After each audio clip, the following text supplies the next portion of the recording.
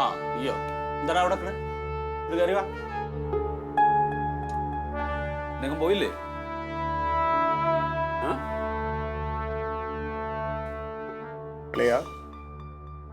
നീ എന്നെ വിശ്വസിക്കണം. നിന്നെ സ്ഥലം മാറ്റാൻ വേണ്ടിയിട്ട് ഞാനോ എൻ്റെ പാർട്ടിയോ ഒരു വകയും ചെയ്തിട്ടില്ല. ഇത് ആരോ മനഃപൂർവ്വം എൻ്റെ പേരിൽ ഒരു ആരോപണം വെച്ച് ഉണ്ടാക്കിയിരിക്കുന്നത്. ആരും ഉണ്ടാക്കണമെന്നല്ല, നിന്റെ സ്വഭാവം വെച്ച് നീ അങ്ങനെ ചെയ്തിട്ടുണ്ടാവും. എന്താ അമ്മാവ ഈ പറയണത്? ഞാൻ അങ്ങനെ ചെയ്യോ കളിയാ? നിനക്കെന്നെ അറിയാല്ല. ഈ വീട്ടിൽ വേറെ ആർക്കറിയണേക്കാളും നിനക്കേ അറിയാവോ. നമ്മൾ ഒരുമിച്ച് ഒരു ബെഞ്ചിൽ 1 മുതൽ 10 വരെ ഒരുമിച്ച് പഠിച്ചല്ലേ കളിയാ. നീ എന്നെ വിശ്വസിക്കളിയാ. അങ്ങനെയുള്ള നീ ഇത് ചെയ്യാൻ പാടുമോ? കർത്താവിനാണ് എന്റെ മോളാണ് അമ്മാവ. ഞാൻ അങ്ങനെ വെറുതെ മോളെ പറഞ്ഞ് കുറ്റം പറയരുത്. അവൾക്ക് വല്ല അസുഖം വന്നാൽ പിന്നെ അവളെ കൊണ്ടുവരണം.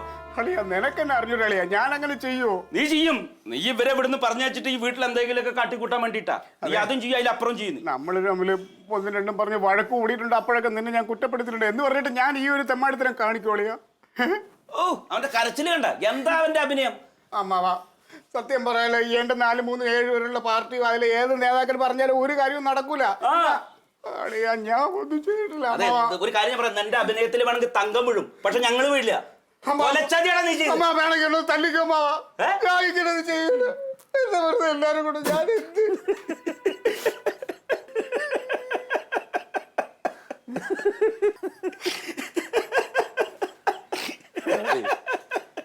നീ എന്താ വിചാരിച്ചത്? നീ നിന്റെ പാർട്ടി കൂടെ കൂടിയിട്ടാണ് എനിക്ക് ട്രാൻസ്ഫർ വാങ്ങിച്ചു തന്നതെന്നാ ആണാ? എടാ മാങ്ങാത്തൊരിയാ, നിന്നെ അറിയുന്ന ഏത് കൊച്ചു കുഞ്ഞിനും അറിയാലോ നീ നിന്റെ പാർട്ടിയും വിചാരിച്ച ഒരു ചുക്കും നടത്തില്ലാന്ന്. സത്യം അല്ലേ? ആ പിന്നെ എന്തിനാണ് എല്ലാരും കൂടെ എന്നെ കുറ്റപ്പെടുത്തണേ? അതെനിക്ക് അറിഞ്ഞൂടാ, അത് നിന്റെ വിധി. അപ്പൊ പിന്നെ നിനക്ക് ട്രാൻസ്ഫർ എങ്ങനെ വന്നേ? എന്റെ സത്യസന്ധമായ പ്രവർത്തനം കണ്ട് KSEB പ്രൊമോഷനോട് കൂടിയിട്ട് എന്നെ ട്രാൻസ്ഫർ ചെയ്തിരിക്കുകയാണ് ആലപ്പുഴയ്ക്ക്. അല്ല നീ നിന്റെ പാർട്ടി വിചാരിച്ചിട്ടൊന്നും അല്ല. ഓ ശ്വാസം നേരമാണല്ലേ? ഇപ്പോഴാ എനിക്ക് സമാധാനമായ. ചെലവുണ്ട്. ചെലവുണ്ട്.